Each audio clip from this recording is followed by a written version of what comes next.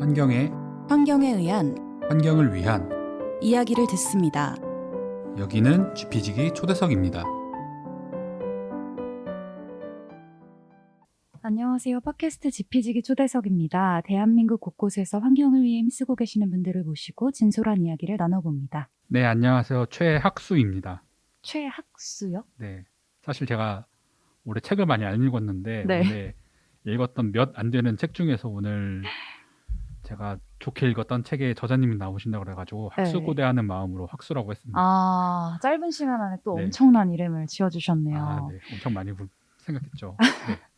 한스쌤, 저희 소중한 댓글 한번 소개 부탁드릴게요. 네, 지난 에피소드였죠. 139화 그 현대기아차와 GM 직원들에게 탈내연기관 시점을 물어봤습니다. 라는 에피소드에서 된사람 대기님이 팟빵에서 우리나라 노동자들의 높은 환경의식을 알게 된 귀한 시간이었습니다. 라고 댓글 남겨주셨습니다. 된사람 대기님 요새 다시 활발하게 활동을 해주고 계신데. 네, 정말 댓글 정말 너무 감사하고 네. 노동자분들의 이야기에 이어서 오늘은 환경을 위해 힘쓰시는 다른 분들의 시민들의 이야기를 들을 수 있는 그런 시간이 될 것 같아서 많은 관심과 댓글도 부탁드립니다. 네, 저희 지피지기 초대석에서 그동안 월성원전 관련 소식들을 많이 전해드렸는데요. 오늘은 월성원전 인근 주민들의 투쟁 이야기를 담은 책 원전마을의 저자를 모셨습니다. 원전 인근 마을에 거주하는 주민분들의 목소리를 전해드릴 예정이니 끝까지 청취 부탁드립니다. 그럼 방송 광고 듣고 초대 손님 소개해드리도록 하겠습니다. 지금은 기후 비상사태입니다. 기후 위기에 대응하기 위해서 재생에너지 중심의 경제 시스템으로 시급히 전환해야 합니다. 재생에너지는 탄소 중립을 위한 중요한 해결책입니다. 우리나라의 재생에너지 전환을 위해서는 여러분들의 관심이 필요합니다. 지금 바로 인터넷 검색창에 그린피스 기후를 검색하시면 쉽게 캠페인에 대해서 알아보실 수 있습니다. 오늘 지피지기 초대석에는 장마리 그린피스 기후에너지 캠페이너와 책 원전마을의 저자 김우창 작가님께서 자리해 주셨습니다. 마리쌤부터 청취자분들에게 자기소개 부탁드립니다. 네, 청취자 여러분 안녕하세요. 오늘 김우창 작가님을 통해서 이 원전마을 소개해드릴 수 있어서 정말 기쁩니다. 꼭 다들 한 번씩 읽어보시길 부탁드리고요. 정말 어렵고 필요한 작업해주신 작가님께 감사한 마음 전하고 싶습니다. 네, 앞서 작가님이 책 원전마을의 저자라고 말씀드렸는데요. 월성원전 문제를 인근 마을에 거주하는 주민분들의 목소리로 전달한 책입니다. 작가님도 청취자분들에게 자기소개 부탁드립니다. 예, 안녕하세요. 저는 현재 서울대학교 환경대학원에서 핵발전소 문제를 공부하고 있는 박사수료생 김우창이라고 합니다. 저희 박수 한번 치고 갈까요? 너무 또 어려운 발걸음을 해주셔가지고 정말 감사한 마음입니다. 눈앞을 제대로 못 보겠어요. 눈을 마주쳐야죠, 쌤. 바로 앞에 계신데. 네. 저희 남태재 감독님의 추천의 글에서 우리가 공기처럼 쓰는 전기가 어디서 오는지, 그곳의 삶은 어떠한지를 알아보는 것, 잘못된 현실이 있다면 바꾸기 위해 고민하는 것, 그것이 깨어있는 시민의 도리가 아닐까 싶습니다. 라는 구절이 굉장히 기억에 남더라고요. 저도 또 이 방송을 듣고 계신 청취자분들도 전기의 혜택을 입는 사람들의 사회적 책임에 대해 생각해 볼 수 있는 시간이 됐으면 하는 바람입니다. 네, 사실 저도 이번에 울진 산불 촬영을 가게 되면서 원전을 실제로 보게 된 거는 그때가 처음이었었는데 이게 우리가 쓰는 전력이 어디에서 생산되는지에 대해서 많이 생각을 안 해봤었는데 이번 원전마을 책을 통해서 그런 에너지가 어디에서 쓰이고 있는지 그리고 그 에너지가 나오는 곳에서는 어떤 사람들이 살고 있는지 그런 것들에 대해서 좀 많이 생각하게 된 계기가 되었던 것 같습니다. 원전마을이라는 제목에서 얘기하듯이 원전 근처에서 살게 된 이유가 연구라고 이 책에서 소개를 해주셨는데 우선은 원전과 마을에 대해서 좀 여쭤보고 싶은데요. 구체적으로 어떤 계기로 원전에 대해서 관심을 갖게 되었는지가 좀 궁금합니다. 네. 그 책의 자기 소개에서도 적었는데요. 저는 여기 환경대학원에서 석사 과정과 박사 과정을 현재는 박사 과정을 밟고 있는데 사실 이렇게 환경 문제를 공부하게 된 계기가 저는 그 밀양 송전탑 갈증이 있었던 밀양에서 그 대책위 활동가로 1년 정도를 활동을 했습니다. 그래서 물론 저도 그 전에는 이 전기, 에너지, 환경 문제에 대해서 사실 잘 모르고 관심도 없었는데 당시에 70대 한 촌로가 한 할아버지께서 자신의 몸에 불을 붙이고 자신이 경작하던 논밭에서 이렇게 불을 붙여야 했던 그 이유 혹은 그 과정을 알게 되면서 이 우리나라에서 제대로 알려지지 않았던 이 전기 문제 혹은 전기를 생산하고 송전하고 사용하는 과정에서 발생하는 비민주적인 문제를 좀 그 현장에서 깨달았던 것 같고요. 그리고 뭐 잘 아시는 것처럼 당시 밀양 송전탑은 물론 월성 원전은 아니지만 신고리 3, 4호기와도 이렇게 밀접히 연결이 되어 있다 보니까 결국에는 밀양 송전탑에서의 어떤 관심이 이 핵발전소 혹은 핵발전소가 또 전기를 생산하는 과정에서 발생하는 문제들까지 조금 관심이 좀 확대된 것 같습니다. 그리고 다음으로 이제 마을에 대해서도 궁금한데요. 원전에서도 특히 이 원전 마을에 대해서 관심을 갖게 된 사연이 특별하게 있으셨을까요? 이 연구를 보면서 선행 연구들 혹은 기사들, 보고서들을 많이 읽어봤었는데요. 보통은 어떤 사고가 벌어진 것에 대한 뭐 후쿠시마, 뭐 체르노빌, 쓰리마일처럼 물론 절대로 벌어지면 안 되는 그런 사건, 사고에 대한 연구가 사실 거의 90%가 넘는 것 같습니다. 근데 고민해 보면 한수원의 말맞다나 이렇게 안전하게 가동 중인 혹은 안전하게 운영 중인 이 원전에서도 그러면 사고가 안 나면 문제가 없는 걸까라는 고민이 좀 생겼고요. 그런 고민을 하다 보니까 핵발전소 바로 근처 마을에서 살아가는 주민들의 삶도 궁금했고 혹은 그분들이 어떤 문제를 안고 있는지 혹은 어떤 문제와 함께 살아가고 있는지가 좀 궁금했고요. 그래서 그 원전 마을에서 직접 살면서 뭐 짧은 시간이겠지만 주민들과 함께 때로는 싸우고 뭐 투쟁하고 그리고 살면서 그 문제가 지금까지 제대로 지적하지 않았던 문제를 좀 현장에서 또 지역의 관점에서 주민의 관점에서 좀 보고 싶어서 이 원전 마을에 더 관심을 갖게 되었던 것 같습니다.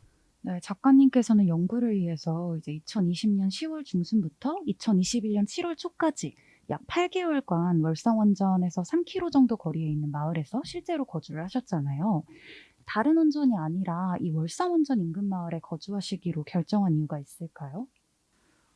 물론 저도 그 4개 지역의 원전을 뭐 제가 다 가본 것은 아니지만 신고리 5, 6호기 공론화 당시에 현장 뭐 실사, 현장 점검을 하는 시기에 그런 뉴스들을 조금 본 것 같습니다. 그러니까 가령 한수원 노조분들이 마치 탈원전 정책에 대해서 좀 비판적인 메시지 혹은 이 신고리 5, 6호기에 대한 공사 재개를 담은 어떤 피켓팅 혹은 현수막을 막 이렇게 다셨는데 그 옆에는 이제 한수원 노조만이 아니고 어떻게 보면 마을 주민 혹은 그 마을의 뭐 지자체장, 뭐 마을 주민들이 함께 계셨어요. 그래서 한편으로는 그분들이 왜 어떻게 보면 위험할 수도 있을 이 공사 재개에 대해서 이렇게 찬성을 할까라는 고민도 들었고 또 반대로 이 지역을 가다 보면 뭐 다 잘 아시는 것처럼 한수원이 거의 이 지역 사회를 지배한다라는 말이 과언이 아닐 정도로 다양한 뭐 지원금의 형태로 큰 영향력을 발휘하고 있는데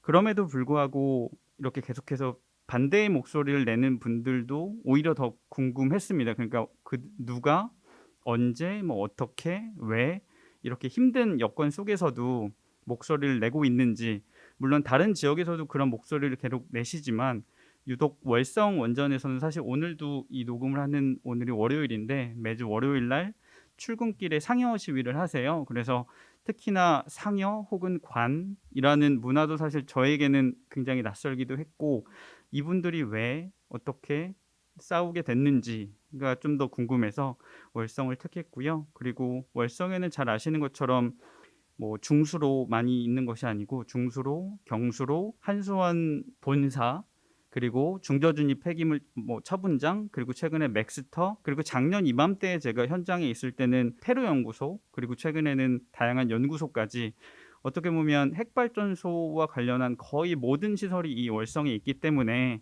월성에서 제가 조금 현장 연구를 좀 깊게 하다 보면 우리나라 핵발전소 혹은 원전의 어떤 문화 혹은 원전의 어떤 특징 혹은 문제점을 좀 총체적으로 이곳에서 볼 수 있지 않을까라는 생각으로 월성 원전에서 한 8개월 정도를 머무르게 됐습니다. 이 월성원전 인근 마을에 거주하면서 좀 신경을 써야 했던 부분들이 있을까요? 저도 비슷했던 것 같아요. 왜냐하면 저도 서울에서 나고 자랐고 사실 밀양 그 1년 살았던 거를 빼고 나면 어떻게 보면 전력을 거의 생산하지 않는, 생산하더라도 굉장히 조금 생산하는 이 서울이라는 대도시에서 살아가던 사람이라서 처음 이 월성 원전, 저는 한 3km 떨어진 곳에서 살았는데요. 가장 먼저 제가 고민을 많이 했던 것은 사실 먹는 거, 그리고 마시는 거, 또 숨 쉬는 거.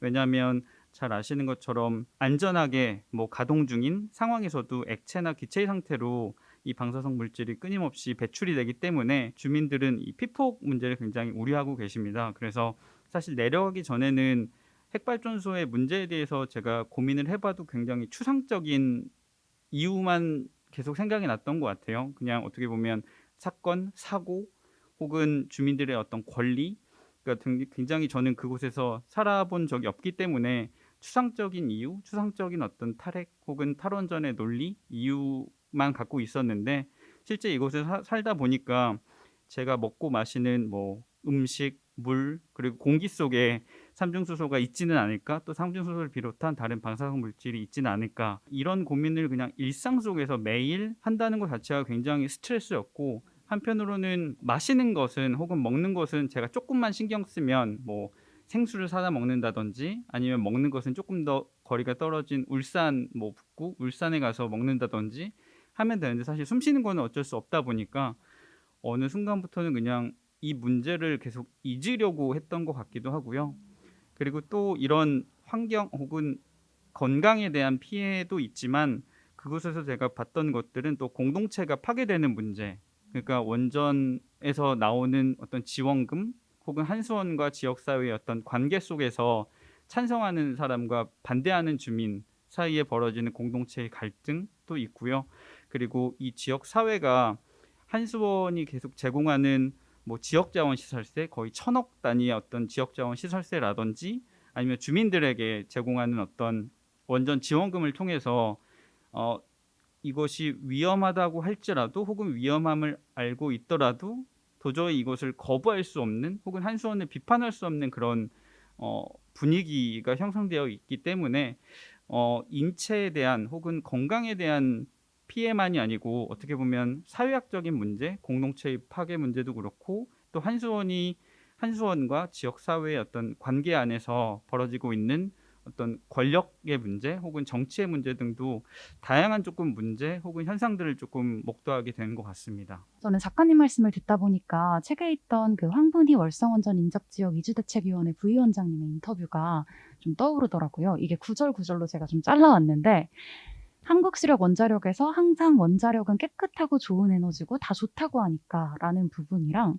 원자력은 뭐가 보여야 말을 하지, 우리가 아무것도 느낄 수도 없고 볼 수도 없고 아무것도 할 수가 없으니까 그냥 그렇다 하면 그런 걸로 믿고 산 거야 라는 이 부분이었는데, 이 방사성 물질이라는 게 사실 무색 무취이다 보니까 주민분들도 그렇고 작가님도 그렇고 정말 일상생활에서 걱정과 불안이 좀 크실 수밖에 없었을 것 같아요. 네, 그랬던 것 같아요. 게다가 어떻게 보면 이 현상을 혹은 이 문제를 연구하고 설명하는 저의 입장에서도 이 눈에 보이지 않는 어떤 위험 혹은 위협이다 보니까, 또 때로는 고통이다 보니까 이것을 어떻게 설명할까도 되게 고민을 많이 했던 것 같아요. 그래서 아까 어떻게 보면 황분이 어머니께서 말씀하셨던 눈에 보이지도 않고 냄새도 나지 않고, 사실 그런 특징들을 위험 사회의 어떤 특징이라고 그렇게 설명을 했고, 그리고 럼 닉스는 그 느린 폭력과 빈자의 환경주의라는 책에서 느린 폭력이라는 단어를 쓰면서 어떻게 보면 방사성 물질 혹은 핵발전소 혹은 기후변화, 보이지 않지만 그것이 인간에게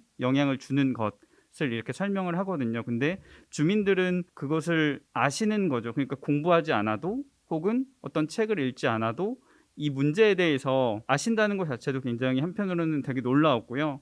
그렇다 보니까 항상 한수원이 혹은 어떻게 보면 전문가들이 저 주민들은 전문성이 없다, 저분들은 항상 감정적으로 그냥 대응한다, 혹은 그렇게 그냥 아무 근거 없이 이유 없이 혹은 배움 없이 싸우기만 한다라는 생각이 한편으로는 틀렸다라고 생각하는 게, 이렇게 어떻게 보면 이 느린 폭력, 위험 사회라는 개념을 그분들은 그냥 일상화된 폭력과 일상화된 어떤 위험 속에서 스스로 체득하고 그것들을 말씀하시는 거다 보니까 현장에서는 도대체 전문성은 무엇인가라는 그런 고민도 했던 것 같아요. 그 느린 폭력이라는 개념도 되게 신선했고, 사실 가장 기억에 남는 개념 중에 하나였기도 하거든요.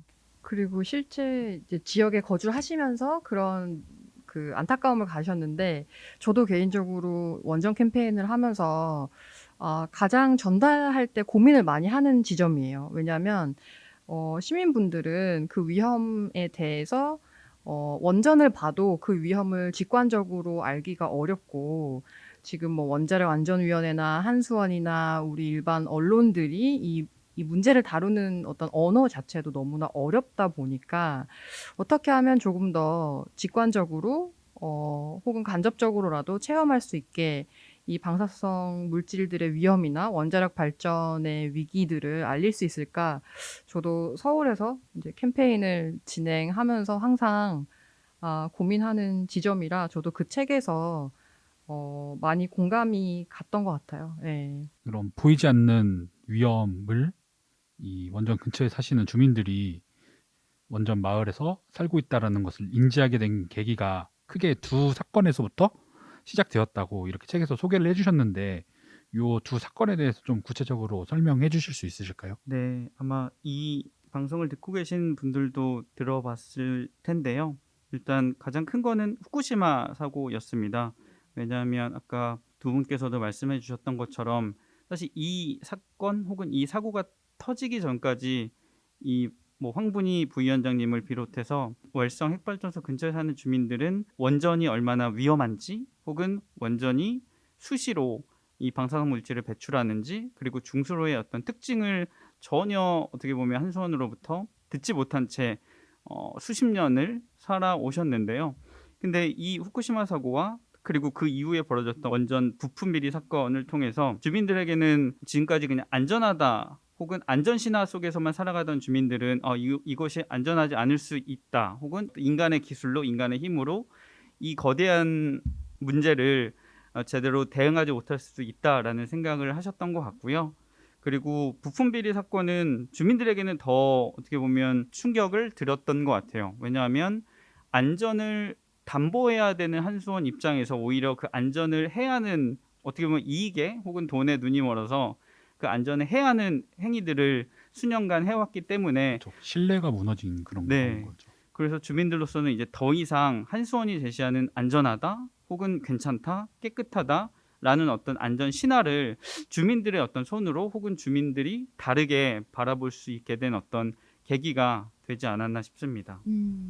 그런 계기들을 통해 가지고 이제 월성 원전 근처의 주민들이 이제 이주 대책을 한수원에게 요구하는 이주 대책위가 만들어졌는데요. 요 이주 대책위가 한수원에게는 어떤 것을 요구하고 있는지도 좀 얘기를 해주시면서 그리고 한수원의 입장은 또 어떤지 이런 것들도 같이 좀 짤막하게 청취자분들에게 소개 부탁드립니다. 네, 그 아까도 말씀드렸던 것처럼 이 이주 대책위는 2014년 8월 25일에 만들어져서 올해로 뭐 8년째 지금 계속 싸우고 있는데요. 가장 크게 하시는 활동은 역시나 상여 시위입니다. 매주 월요일, 오늘 오전에도 했는데 뭐 비가 오나 뭐 눈이 오나 이렇게 더운 날이나 이분들은 상여 혹은 관을 끌고 그 월성 원전 남문에 이 2차선 왕복도로가 있는데요. 거기서 그 한 300m의 거리를 이렇게 도는 겁니다. 상여 시위 행렬을 하는 건데요. 무엇보다 안타까운 것은 혹은 무엇보다 그분들의 어떤 의지를 알 수 있는 것은 그 관이 그냥 단순히 퍼포먼스가 아니고 그 관 위에 자신들의 어떤 직함을 적어서 이것이 마치 나의 관이다. 이것은 내가 이곳에서 살아가도 핵발전소 근처에서는 죽은 거나 다름없는 삶이기 때문에 관을 끌고 또 상여를 끄는 그런 일종의 퍼포먼스 혹은 그런 시위를 매주 월요일 출근길에 그런 일종의 출근 투쟁처럼 하시는 것이고요. 이분들은 끊임없이 그 이주를 말씀하시죠. 그런 분들도 계십니다. 그러면 이분들 그냥 이사 가면 되지 않아? 왜 굳이 저렇게 싸우고 계셔? 어떻게 보면 이 핵발전소 연구를 하시는 연구자분들께서도 그런 질문을 던지십니다. 어떻게 보면 서울 혹은 대도시에서 살아가는 우리들의 어떤 공간에 대한 감각일 수도 있는데 그냥 내가 싫으면 이사 가면 되지. 뭐 여기가 싫으면 절로 이사 가고. 근데 이분들 입장에서는 이 곳이 일종의 본인들에게는 고향이기도 하고 그리고 가장 큰 거는 이사를 가려고 해도 그러니까 이분들의 말 맞다나 도망을 이곳에서 치려고 하더라도 땅을 혹은 자신들의 어떤 집을 내놔도 아무도 이것을 살려고 하지 않는다는 겁니다. 누가 이렇게 위험한 곳에, 이렇게 안전하지 않은 곳에 들어와서 살겠습니까? 그렇다 보니까 주민들은 지금도 계속 변함없이 그 이주를 요구하고 있고요. 보상이 아니고 이주를 이야기하고 있습니다. 근데 애석하게도 특히 한수원 같은 경우는 이주를 이야기하려고 해도 법이 없다. 혹은 기준치 알아서 괜찮지 않냐, 뭐가 위험하냐. 그러니까 한편으로는 그 부분이 조금 되게 아이러니한 것 같아요. 그러니까 주민들은 이 위험한 곳에서 살 수 없다. 우리 좀 내보내달라. 우리 좀 이 창살 없는 감옥에서 우리 좀 빼내달라라고 계속해서 요구를 하는데, 반면에 한수원은 이런 말을 합니다. 우리가 일종의 지원금을 통해서 잘 살게 해줄게. 상생하자. 우리와 상생하자. 지역 발전시켜줄게. 그러니까 주민들은 이곳이 위험해서 못 산다고 하는데, 이 한수원 혹은 정부기관 같은 경우는 끊임없이 뭐 보상 내지는 발전, 상생, 지금까지 이루어지지 않은 마치 유토피아를 계속 끊임없이 이야기하는 것처럼 그런 부분들을 계속 하고 있고요. 그리고 가장 큰 거는 아까도 말씀드렸던 것처럼 기준치 이하라서 괜찮다. 그리고 뭐 이주에 대한 생각은 있지만 법이 없다. 그렇다 보니까 주민들 입장에서는 그냥 계속 상여 시위 혹은 어떻게 보면 소극적인 의미의 싸움만 하는 것이 아니고 실제로 법적 투쟁, 즉 이주를 위한 법제화 내지는 제도화를 요구하면서 진짜 이분들의 싸움은 안 가본 곳 없고 안 해본 곳 없고 또 안 만나본 사람 없을 정도로 국회의회관을 돌면서 법을 제정해 달라고 실제로 요구하기도 했고요.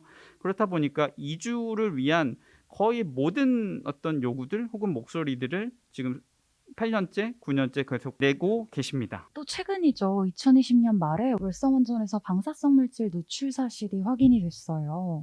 말 있으면 저희 팟캐스트에서도 소개해드린 바 있는데 현재는 또 어떤 상황인지 좀 설명해 주실 수 있을까요? 네, 그러니까 재작년 말에 월성 원전에서 방사성 오염이 광범위하게 이루어졌다라는 사실이 알려졌죠. 그리고 이후에 원자력 안전위원회가 그 민관의 협력으로 발족한 그 조사단이 현재까지 운영 중이고, 최근 한 5월 4일에 2차 조사 결과까지 발표가 됐어요. 그런데 이제 이 방사성 오염이 될 수밖에 없었던 원인을 파악하는 과정에서 이 노후 원전이었던 월성 1호기의 수명 연장 평가가 어떻게 제도적인 결함을 가지고 있었는지, 그리고 어쨌든 우리나라에서 원자력 안전위원회나 한수원이나 그리고 원자력 안전기술원 이 세 기관이 국내 모든 원전의 안전과 운영을 담당하고 있는데 이들의 관리 체계가 얼마나 부실했었는지 밝힐 수 있는 계기가 되고 있습니다. 그린피스는 이에 대해서 좀 어떻게 대처를 하고 있는지 좀 최근 캠페인 내용도 좀 소개해 주시면 좋을 것 같아요. 우선 월성 1호기에 좀 빗대서 말씀드리면 좋을 것 같아요. 예를 들어서 이 월성 원전에서 광범위한 오염이 이루어지고 있다는 사실을 실제로 한수원이 먼저 알고 있었어요. 그래서 내부적으로 뭐 보고서를 작성하고 조사 과정에 계획을 세우는 일련의 활동들이 있었는데, 문제는 우리나라 그 원자력 안전법에 따르면 관련 규정들 그리고 여러 가지 어떤 그 규칙에 따르면 이런 일이 발생하면 가장 우선적으로 대중들에게 이 사실을 알려야 하는 원칙이 있어요. 그런데 실제로 기억하시겠지만 이 사실은 누군가 내부 고발자가 너무나 감사하게도 한수원 내부 보고 자료를 경주환경연합에 이제 투고한 것이 발단이 됐죠. 그러니까 이것은 한수원이 의도적으로 공개한 사실이 아닌 거죠. 그래서 일단 거기서부터 원자력 안전법이 규정하고 있는 규칙을 지키지 못했다. 그리고 이제 이 사실로 반증할 수 있는 것은 너무나 뭐 과잉 해석을 할 수는 없지만, 그럼 다른 원전에서도 방사성 물질 때문에 그 원전이 오염됐을 때 우리는 내부 고발자를 통해서 알 수밖에 없다고 기대를 해야 하는 것인가? 한수원은 정말 투명하게 정보를 공개하고 있는 것인가? 그렇죠. 이런 의문을 갖게 되죠. 그래서 이제 이 부분에 대해서 저희가 계속적으로 문제 제기를 할 것이고요. 이게 어떤 징벌까지는 아니어도 내부적으로 다시는 이런 일이 발생하지 않도록 재발 방지가 필요하다라고 이제 주장할 예정이고, 이 월성 1호기 얘기를 저희 작가님 통해서 들으셨던 것처럼 정말 월성 1호기가 한 명의 사람이라면 너무나 수많은 사연을 가진 존재다라고 생각이 되거든요. 지진도 겪었죠. 뭐 수명 연장의 문제에 지금 휩싸여서 굉장히 정쟁화가 됐고, 그것도 모자라서 방사성 물질이 노출되는 이제 사건도 벌어졌고, 결과적으로 조사단이 확인한 것은 사용 후 해결료, 그러니까 원전 가동을 위해서 해결료를 이제 태우잖아요. 그 과정에서 수십 년 동안 나온 해결료를 저장하는 곳이 바로 사용 후 해결료 저장 수조예요. 문제의 발단은 사실 거기에 다 있는 건데, 관련돼서 이제 여러 가지 문제가 있죠. 하나는 그 월성 1호기라는 노후원전의 수명 연장을 평가할 때 원자력 안전법 규정에 따라서 그 연료를 다 드러내고 부식이 우려가 되는 사용 후 해결료 수조의 바닥을 제대로 점검했다면, 혹은 벽체라도 제대로 점검했다면 사실 지난 수십 년간 방사성 물질이 누출됐던 이 사건을 조금 더 일찍 파악할 수 있었다. 그러니까 결과적으로 노후원전의 수명 연장을 평가하기 위한, 승인하기 위한 그 안전 점검 절차가 굉장히 엉터리였다는 것을 알게 됐죠. 그래서 저희가 이 문제를 사실 뭐 형사 고발을 할 수 있는 시기는 지나갔지만 재발 방지랑 그 책임자 규명을 위해서 공익감사 청구를 했고요. 그리고 실제로 이런 그 방사성 물질 누출이 어떻게 이루어졌는지 조사하는 과정에서 이 조사에 적극적으로 협조해야 하는 그 한수원이 조사 방해를 오히려 일으킨, 그러니까 청소하지 말아야 되는 것을 청소하고 철거하지 말아야 하는 설비를 건드렸단 말이죠. 그래서 이 부분은 저희가 현재 경주경찰서에 고발을 해둔 상태입니다. 그래서 앞으로 그린피스 캠페인에서 중요한 점은 수명 연장 승인을 앞으로 10기를 할 거고 10년 전에 이미 수명 연장을 할 거다라는 것이 지금 현 정부의 새로운 방침인데, 그 계획이나 과정 속에서 어떤 것들이 꼭 지켜져야 하는지 저희가 캠페인을 통해서 문제 제기하고 개선 방안을 도출할 예정입니다. 이런 방사성 누출 사건에 대해서 주민들은 이번에 어떻게 반응을 하고 있나요? 주민들의 반응은 사실 저로서는 이상할이 많지 굉장히 뭐 고요하다고나 할까요? 그러니까 오히려 평소에도 이 한수원 내지는 월성 원전에 대해서 찬성 내지는 지지하던 주민들이다 보니까 보통은 이 문제에 대해서도 크게 이것을 문제라고 생각을 안 하고, 오히려 이것을 문제라고 지적하는 뭐 탈핵 활동가 혹은 주민들을 오히려 지적하는 거죠.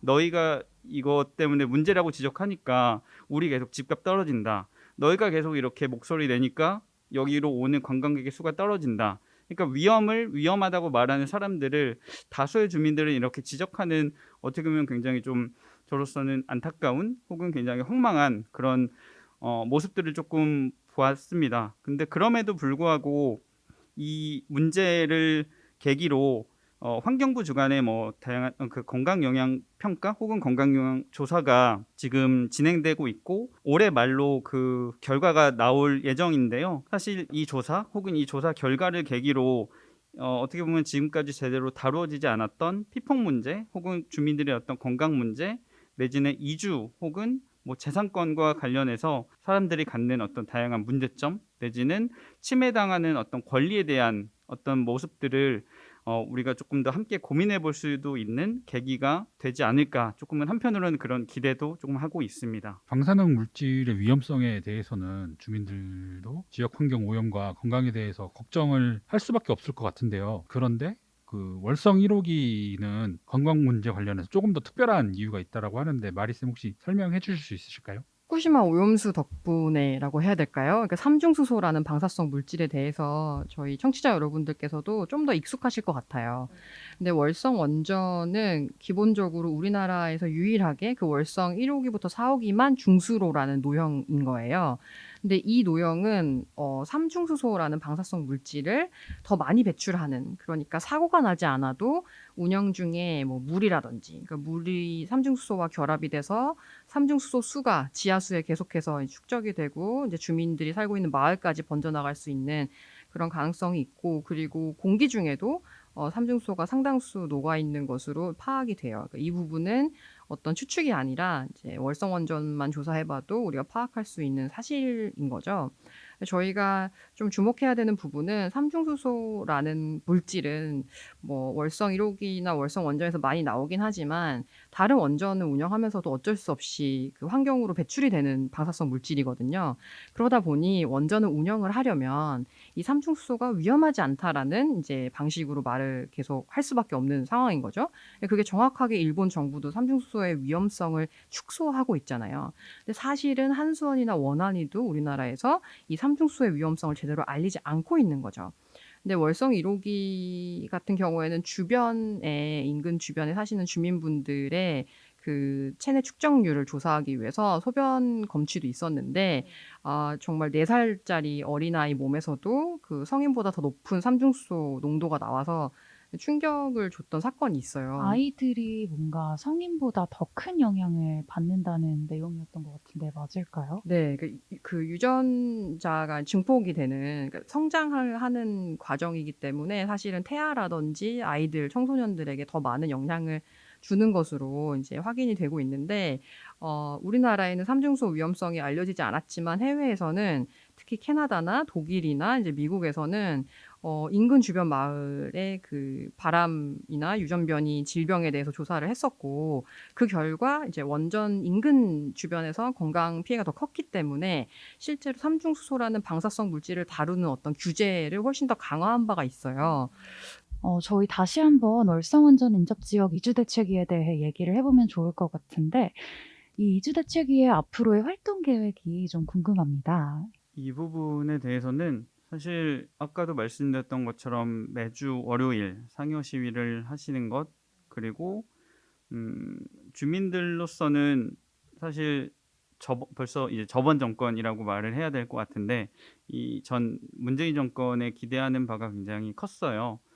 실제로 2016년 지진이 발생한 뒤로 가장 먼저 이 주민들을, 이 마을을 혹은 이 농성장을 방문했던 것도 당시 문재인 전 대표였고 그 이후로 혹은 이것을 계기로 문재인 정부가 어떻게 보면 탈원전 혹은 탈핵에 대한 혹은 에너지 전환에 대한 계획을 갖고 정권 그 내내 다양한 어떤 시도들을 했는데 근데 그럼에도 불구하고 아무것도 변한 것이 없고 오히려 새로운 대통령은 원전 최강국을 만든다는 이제 윤석열 후보가 이제 대통령이 되어서 사실 저 역시도 조금 주민들이 휘청하진 않을까, 주민들이 꺾이진 않을까, 마치 예전에 밀양에서 다양한 주민들이 뭔가 이렇게 싸우는 것 자체만으로도 그 기력을 이어가는 것만으로도 굉장히 힘든 상황이었던 것이 떠올라서 한편으로는 걱정도 됐는데요.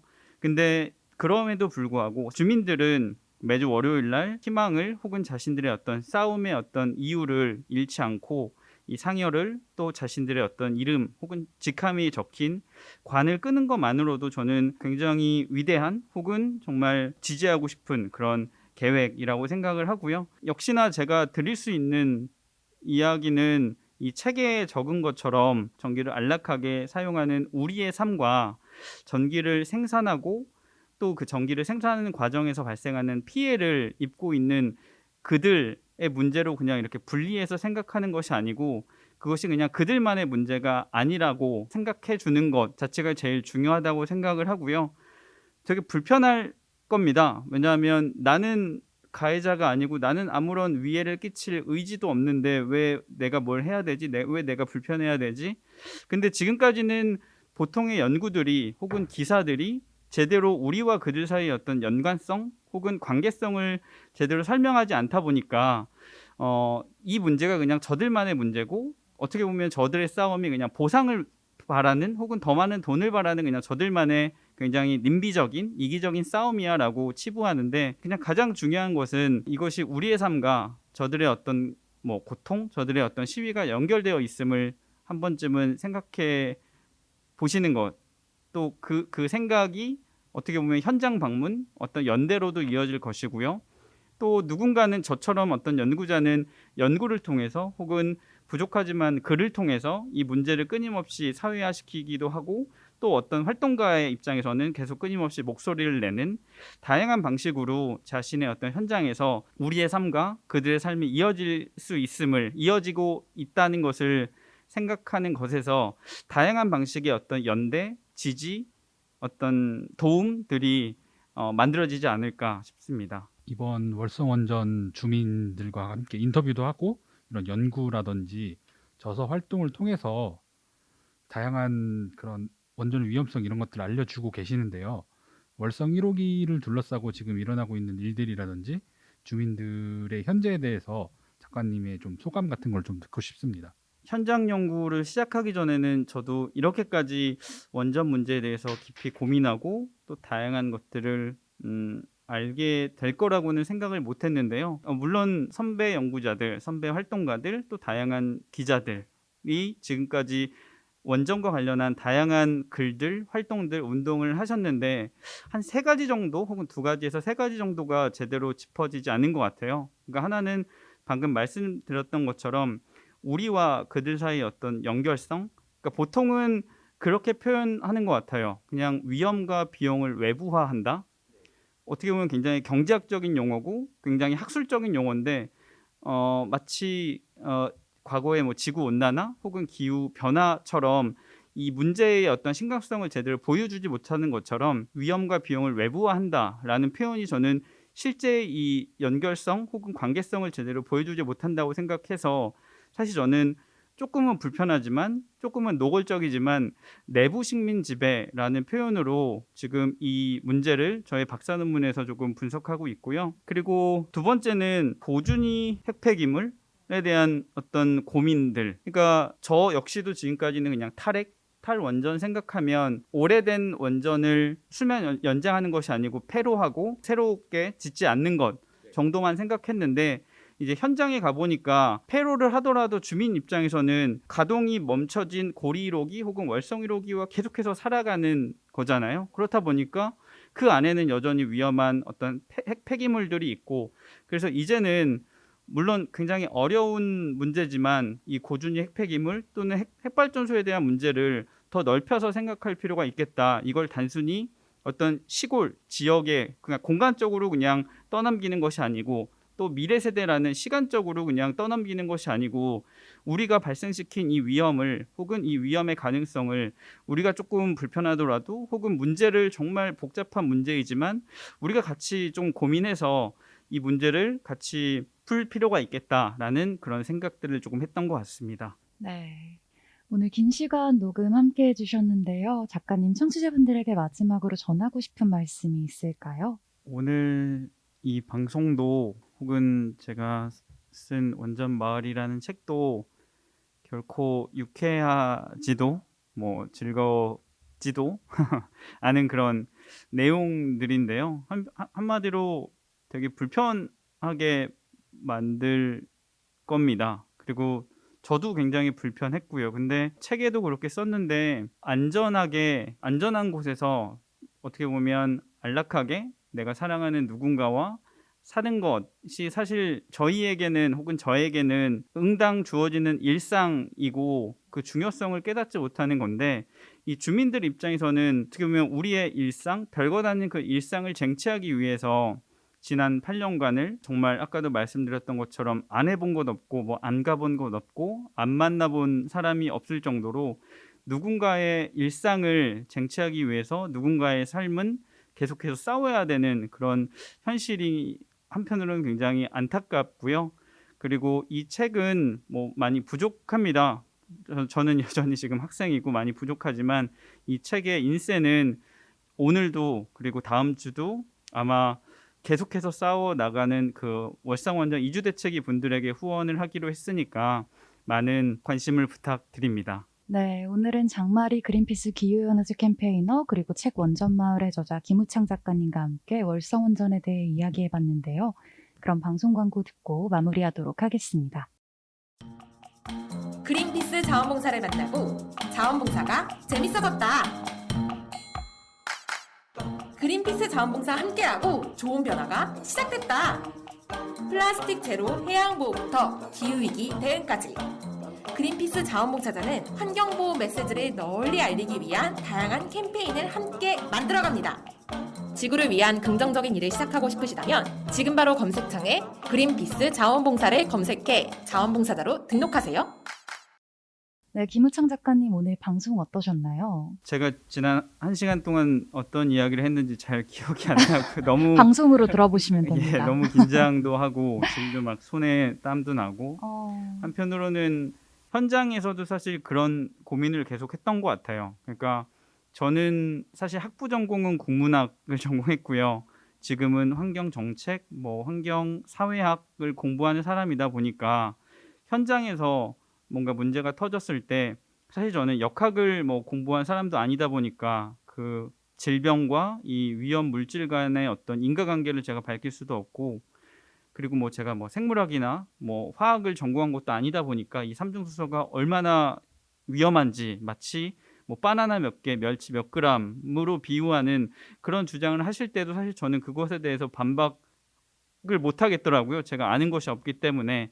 근데 제가 할 수 있는 거는 이 주민들의 싸움이 전혀 의미 없는 것이 아니고, 그리고 전혀 무가치한 것이 아니고, 전혀 논리가 없는 것이 아니고, 이 주민들의 싸움 자체가 굉장한 의미가 있고, 그리고 이것을 기록으로 남기는 것 자체가 주민들에게 또 큰 힘이 되지 않을까? 그것이 또 제가 그 현장에서 혹은 책상 위에서 제가 그분들을 위해서 유일하게 할 수 있는 일이었던 것 같습니다. 그래서 오늘 이 자리에서도 사실 저는 전문성이 전혀 없는 사람인데 그냥 8개월 정도를 주민들과 함께 살아가면서 제가 봤던 것들, 제가 느꼈던 것들을 오늘 여러분들과 함께 좀 그 경험을 혹은 저의 어떤 고민을 나누었던 것만으로도 사실 저는 오늘 너무 행복하고 또 좋은 이야기 나누었던 것 같아서 굉장히 기쁩니다. 네, 오늘 불러주셔서 너무 감사합니다.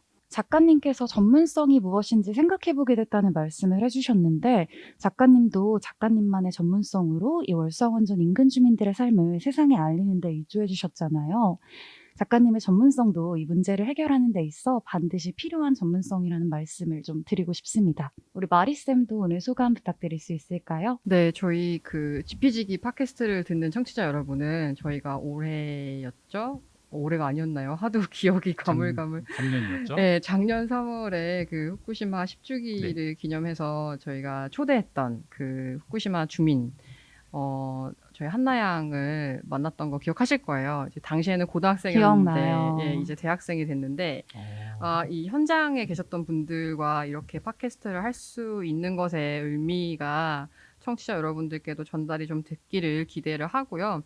저희가 너무 위급한 일인데 뭔가 빨리 해결되지 못하면 굉장히 조급해지고 힘들어지고 쉽게 지치거나 포기하게 되기도 하는데 이제 특히 에너지 문제 그리고 원전 문제가 가장 대표적인 사례 같아요. 그래서 이제 우리의 최선은 일단 멈추지 않고 우리가 할 수 있는 일을 잘하는 거, 우리가 할 수 있을 때 그렇게 각자의 현장에서 최선을 다하는 분을 만나게 돼서 저도 너무 기쁘고요. 지치지 말고 저희 좋은 소식으로 팟캐스트 청취자 여러분 다시 만날 수 있기를 작가님과 함께 바라봅니다. 앞서서 마리쌤이 너무 좋은 말씀 많이 해주셔가지고 책 이야기를 잠깐 해보자면은 정말 제가 올해 책을 몇 권 안 읽었지만 올해 책으로 감히 선정할 수 있을 정도로 정말 쉽고 재밌게 써주신 것 같아요. 그래가지고 이 원전 마을에 살고 있는 주민들에 대해서 정말 쉽게 소개해준 책이기 때문에 그 원전 마을에 대해서 관심 있으신 분들은 꼭 한번 책을 읽어보시면 좋을 것 같고 이 책을 통해서 한번 그리고 사전 인터뷰에서 한번 그리고 오늘 녹음에서 한 번 더 원전 마을에 좀 가까워졌던 계기가 되었던 것 같아서 이 문제를 같이 좀 고민해보고 싶으신 분들에게는 한번 읽어보시는 것을 추천드립니다. 네, 앞서 작가님께서 느린 폭력이라는 개념을 소개해드렸는데요. 다시 한번 언급하자면 기후변화, 방사능 피폭, 독성물질 등 현대사회의 많은 환경 문제처럼 눈에 보이지 않게 일어나는 폭력, 시공을 넘어 널리 확산하는 시간지체적 파괴, 오랜 시간에 걸쳐 벌어지는 폭력입니다. 이번 방송을 통해서 우리 사회가 이 느린 폭력에 관심을 가질 수 있었으면 하는 바람입니다. 오늘 끝까지 함께해주신 청취자 여러분, 녹음 참여해주신 마리쌤, 김우창 작가님 감사합니다. 감사합니다. 감사합니다. 감사합니다.